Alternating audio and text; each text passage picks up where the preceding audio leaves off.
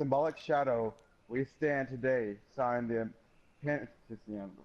Emancipation. Proclamation. This momentous degree is a great beacon, large of hope to millions of Negro slaves who have been seared in the flames of withering injustice. It came as joyous daybreak to the end of the long night of that captivity, but 100 years later, the Negro still is not free. 100 years later, the life of the Negro is still badly crippled by manacles of segregation and the chains of discrimination. 100 years later, the Negro lives on today on a lonely island of poverty in the midst of a vast ocean of material prosperity. 100 years later, the Negro is still languished in the corners of America society and finds himself in the exile of his own land. So we've come here today to dramatize a shape of conditions. Okay, stop. In a sense. Next. A-Rod, you read the next paragraph. Let's go. I'm not feeling moved yet. I want emotion. In a sense, we have come to our nation's capital to cash a check when an architect of a republic wrote the magnificent words of the Constitutional Declaration. Wait, can I point out the echo? It sounds like fucking reverb. They were singing a promissory note to which every American was to fall there. This note was a promise that all men, yes, all men, as well as white men, were you forgot black men. Oh, I'm sorry.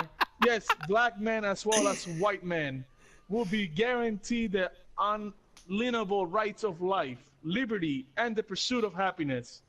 It is obvious today that American has defaulted on their promised note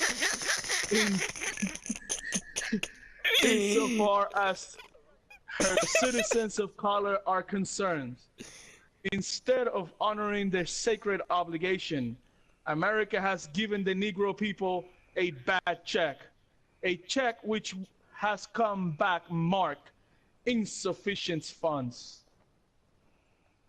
But we refuse to believe that the Bank of Justice is bankrupt.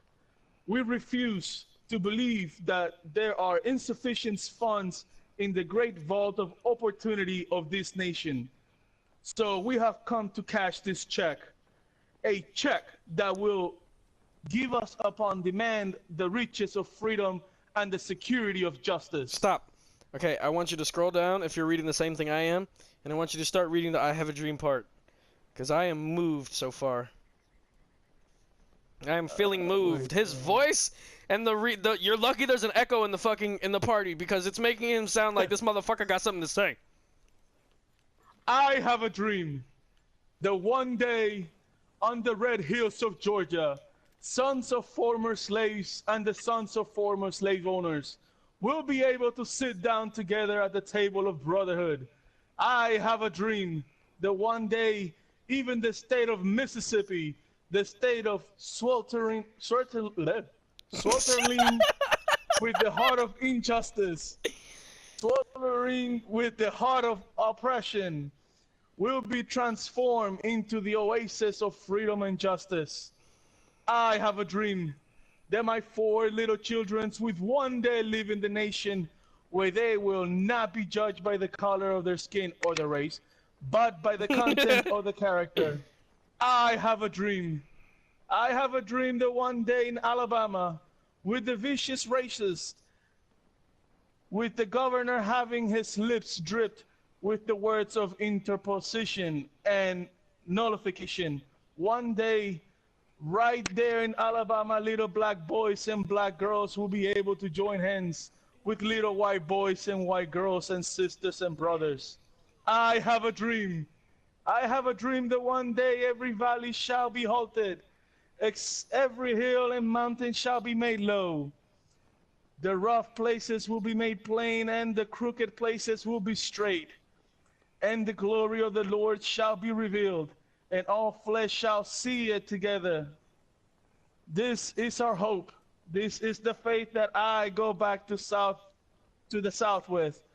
With the faith, we will be able to hew out of the mountain and despair a stone of hope. With this faith, we will be able to transform the jungling discords of our nation into the beautiful symphony of brotherhood. And With this cue faith, realism. we will be.